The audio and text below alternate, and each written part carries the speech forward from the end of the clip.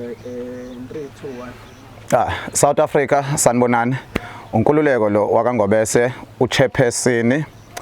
wama boards bavukile oma standard tuck shops.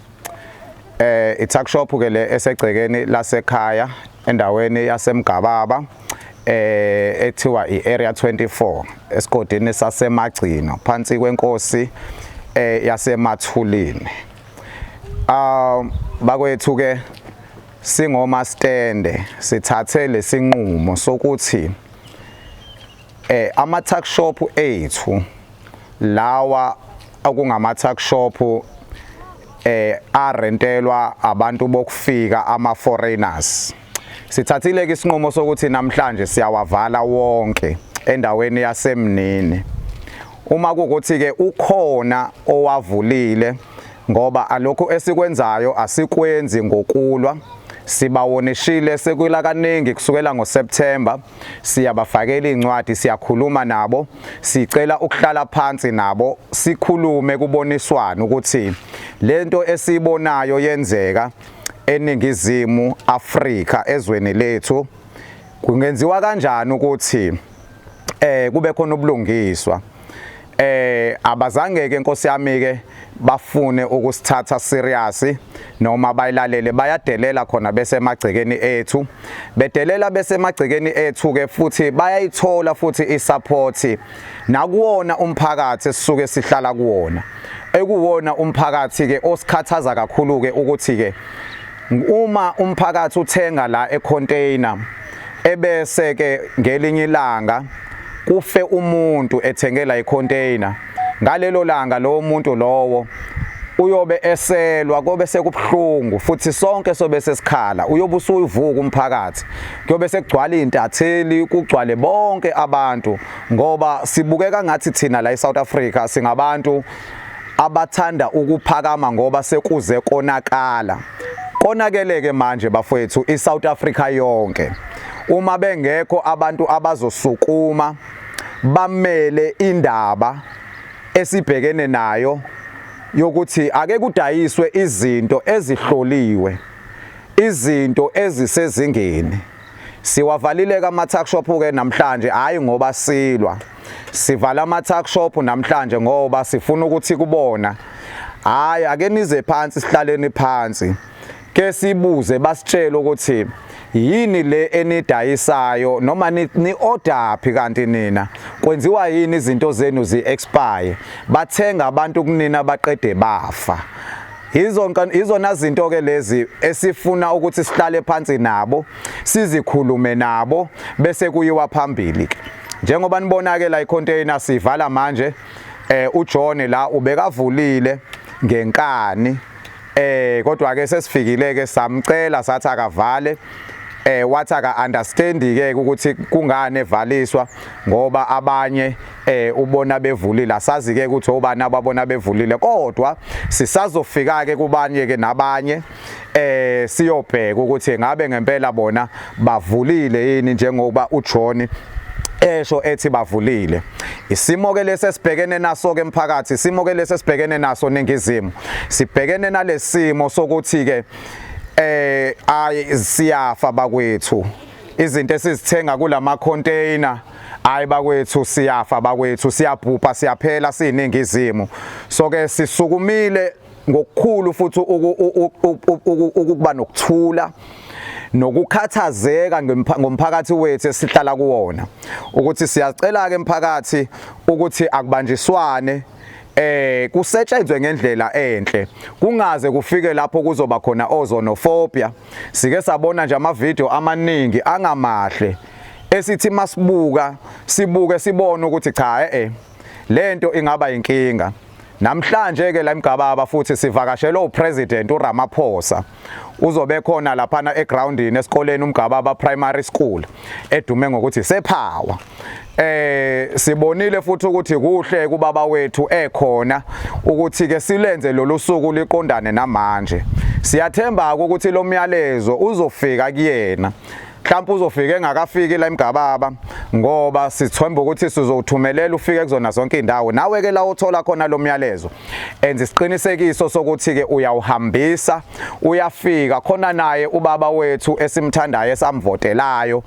ezokwazi ukuthi abone ukuthi abantwana bakhe ingane zakhe ezamvotela zisenkingeni engaka. Siyathemba ukuthi izofika nasemakhosini ifike futhi nakwamanye ama political leaders nawo avotelwa ngenxa yokuthi abantu bewathanda ukuthi ke ake sibekeze politiki eceleni bakwethu, ake sibekeze enkolo eceleni ukuthi wena ukholwa ngapha ngoba nawo ama church leaders ethu ama religious leaders ethu siyathemba ukuthi nawo uzothi mawufika lo myalezo kubona ebese nabo besukuma bebona ukuthi cha noma singenayo impower thina singabantu kodwa oma stand bathi cha bakwethu sekwanele emagcekeni ethu nathi sesiyasaba. Ke sifuna ukuziveza ke so ma stand ukuthi ke emphakathini asizona izitha zomphakathi, asibafakanga oJohn la ama container abo ngoba nakho siwukuthi sifuna ukubulala umphakathi, kepha ngenxa yokwazi izimo esibhekene nazo ezweni lethu, imisebenzi ayikho, siyabhubha indlala, sigcina sibabiza ke noma sivuma namagceke ethu babe khona emagcekeni ethu ke sithole labo 1000 rand abasinika wona ngenyanga nabo 1500 or 2000 ukuthi nakhona masikhala futhi sithi hayibo ake sinyuselwe irent bese kuvele kusuke futhi impi nakhona ngoba bayasigolozela emagcekeni ethu, sizwe sebethi amaphoyisa akazi lutho ngalento yethu, sizwe sebethi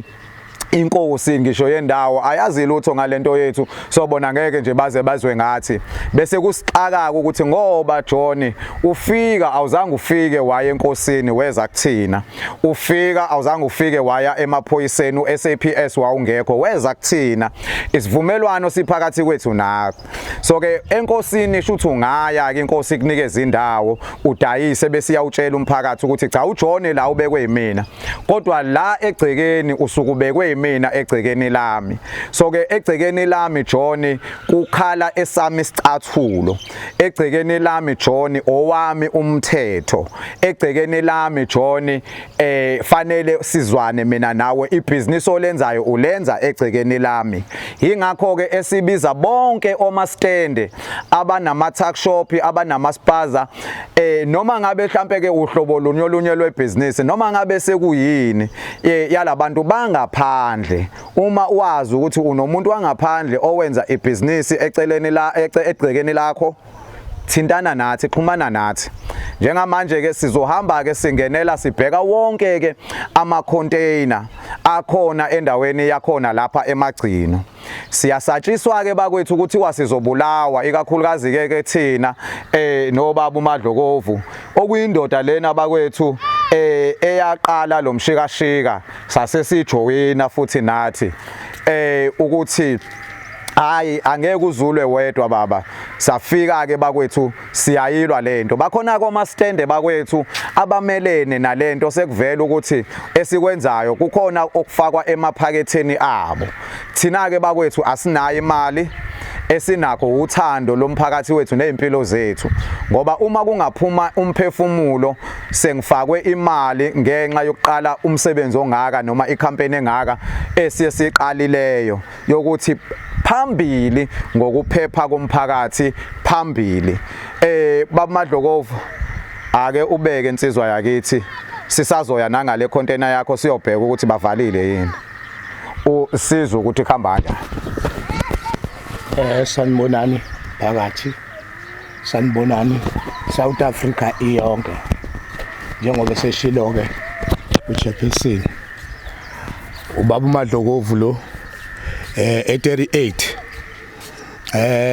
isichazile insizwa yakithi ukuthi uqala ngibuka lento le ukuthi sinokuxhaphazeka singoma stand futhi sinokucindezeleka okukhulu okuxhumelene nje nomphakathi nabanye nezinye inhlanga.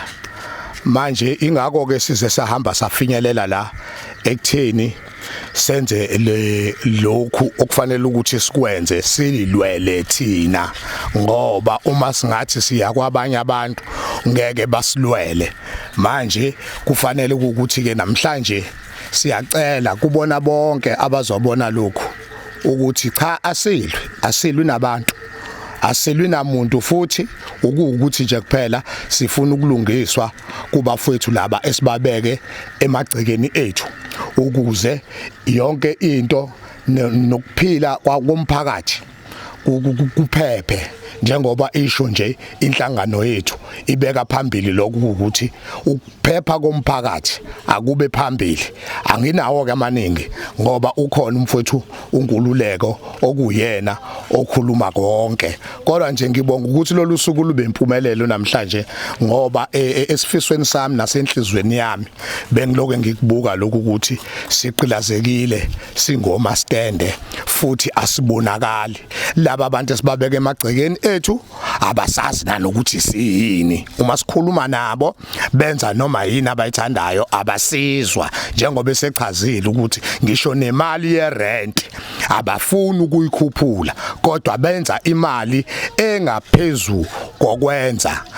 emagcekeni ethu okunalokho uthola ukuthi bahambe bayithathe lezi imali abazenza la kuthini bahambe bayokhokha ngazo kwezinye indawo lokho kungekuhleke kakhulu kodwa ke manje kakhulu sibhekelele ukuthi lezi zinto abayidayisayo kufanele ukuthi zibe izinto eziqondile neziright abantu abazokwazi ukuthi mebeyithenga bese bekwazi ukuphila kungafi abantu danke ngiyabonga siyabonga baba uMngadi ya siyabonga kakhulu indaba ebhlungu bafowethu le esibhekene nayo kodwa ke njengoba sisho ukuthi cha akekho umuntu esilwa naye futhi asilwi nokuthi benza amabhizinisi bayawenza vele babekwe yithina kodwa ke besingazi thina ukuthi ekubabekeni kwethu kuzohamba kufike la manje this thing is no longer about imali say about imiphefumulo imali ungayilahlekelelwa namhlanje kade sasilahlekelelwa zimali kade siba amabhanoyini sidliwa amabhanoyi sisize siwenze nathi amabhanoyi aphahla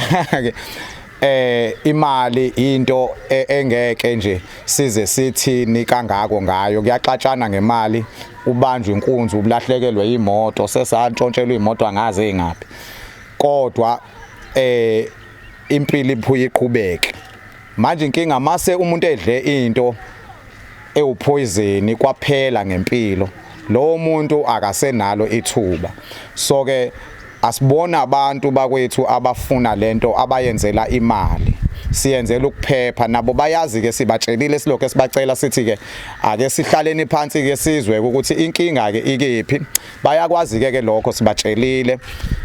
ukuthi asithengeki mina nje ngingedwa njengo chairperson wayo inhlangano angithengeki kodwa ke sesikubonile ukuthi bayakusebenzisa ke lokho ukuthenga abantu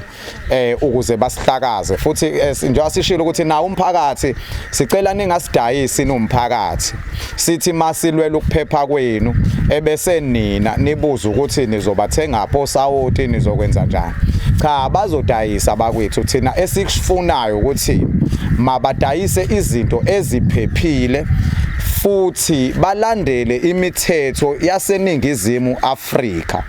akungabi thina ama South Africans only abaphoqwayo ukuthi balandele imithetho uma benza izinto ngoba thina as South Africans ave kulula bafethu ukuthi siboshwe uma senza okuphambene nomthetho njengabona ukuvela kwethu kanjena mhlambe abanye sebezodiga bambe bafuna ukwazi amaphasti ethu ngoba kufunwa nje into engatholakala siboshelwe yona uma kufanele ke sibe oMandela besikhathi siyohlala o27 years ejele ngenxa yokuthi silwela umphakathi sizokwenza lokho sizoya kohlala ejele uma kufanele sibe ngoChris Hani besikhathi liphume igazi lethu sife kulungile sizofa ukuze kusinde emphefumulo eminingi ngoba oChris Hani bangoJesu besikhathi nathi ke futhi sizofa bakwethu ngike ngibatshele kanjalo baba uMadlokovu bona laba bake bafika sike sayivala le container uJohn njengoba ade evulile une last warning kodwa ke uthe ubebona ekuthiwa 11 sizoke sikubekeke eceleni ke lokho ke singalwi ngoba asilwi sifuna ababone ukuthi sifuna ubulungiswa futhi sifuna ukuvimba into ezodala eSouth Africa kugcine sekunezinto ekuthiwa ama-unrest esike sawabona ama-unrest ukuthi mabi kanjani uma ekhona sike sawabona ukuthi angakwazi ukulidela ekutweni engagcine kuthiwa i-civil war. Asifuni futhi kwenzeka into ekuthiwa izonophobia. Asifuni sike sabuka nje amanye amavideo kwenye indawo angazi noma bekukephi kushawa udriver wala eSouth Africa bemkhanda ngamatshe ngezwe inhliziyo yami babhlungu kodwa thina indlela esilunge ngayo la eSouth Africa siyabacela siyabancenga sibabhalela incwadi size siregister into yethu ibesemthethweni ngoba siyawuhlonipha umthetho wase South Africa. Siyacela ke bafowethu nakubona ogenerali omkhwanazi esibabonayo khona la eKZN ukuthi cha bayasebenza obaba ukuthi cha amaphoyisa akaka asebenzisane nathi ngoba nawo amaphoyisa sizokusho nje futhi lokho ukuthi amaphoyisa nawo siyathola ukuthi makafikile la kuma container ethola izinto ezingalungile amanye hayi wonke amanye sicela ukuthi nabo minister bawo amaphoyisa noma ngingasakhumbuli kahle ukuthi noma ubaba umchunu usenzo umchunu noma ubani kodwa siyacela nje kubo bonke abafethu ama leaders ethu eSouth Africa ngokuzithoba ukuthi akake amaphoyisa acelwe ukuthi umsebenzi wawo uma ezowenza ukuvikela umphakathi makungabi imali phambili ngoba ajikanikezwe imali hayi wonke kodwa kukhona esitholayo ukuthi ayanikezwa imali bese ethe ificile into iexpire eficile into ebona ukuthi ayilungile ebese ethi they going to turn a blind eye kuyona leyo nto leyo bese engabe esawenza umsebenzi wawo. So ke ngakho ke siyacela ke ma South Africans amahle, not only South Africans, also siyacela kuma leaders inhlangano ezikhona zawo ama foreigners abafowethu laba ngike ngithi mina mangikhuluma nabo ngithi ama ANC stalwarts omkhulu bethu seko omkhulu kuthina bake basitshela ukuthi babeye ko exile. Igama elithi exile silazi kangaka nje South Africa ingoba babe khona beko Mozambique bekhona besemazweni akhona la eAfrica asikwazi abafowethu ukuthi sibaphathe kabi kodwa ke abangasebenzisi lokho bese bezosibulala ngoba nakho nathi babe sifihlile manje ke ingakho ke sithi ke cha bakwethu sesikhona singamabhothi sithi wonke ke uma stande wonke umuntu eSouth Africa okhathalele ukuphepha ngoba ongafuna ukuthi azalinda ukuthi kuze kuphume isidumbu kwakhe ngoba namhlanje wena ungabalwela ngoba nakho mhlambe khona imali abayifakile ephaketheni noma mhlambe kukhona okuzuzayo kodwa ukuzuza mhlambe lapha endaweni ingane yakho iyohamba noma wena uqobo lwakho uyohamba ngokukhulu unganaki ukwenye indawo ukwelinye lokishi ufike uthenge khona uphumo wakho umphefumulo owakho umndeni uyobusa usidinga ke kuyobe sekufuneka manje silwe kanti cha asilwe into esiyenzayo senzani silwela ukuphepha kuphela akekho futhi umuntu esimxoshayo kepha sithini sithi hayi ave sikhuluma kahle kodwa abafuna ukusilalela abafuna ukusizwa ngoba masikhuluma njengoba ngike ngasho basitshela ngenkosi basitshele ngamaphoyisa basitshele ngokuthi bona banemali basitshela ukuthi bona asibazi we don't know who they are. Uyabona umuntu mayesesho ngesingisi ethi you don't know who I am uvela ubona ukuthi lo muntu uthembile yabona emva kwalokho sithole futhi ka threat kuthiwe sizobulawa njengoba ngishilo ke thina ukuthi ke njengathi mina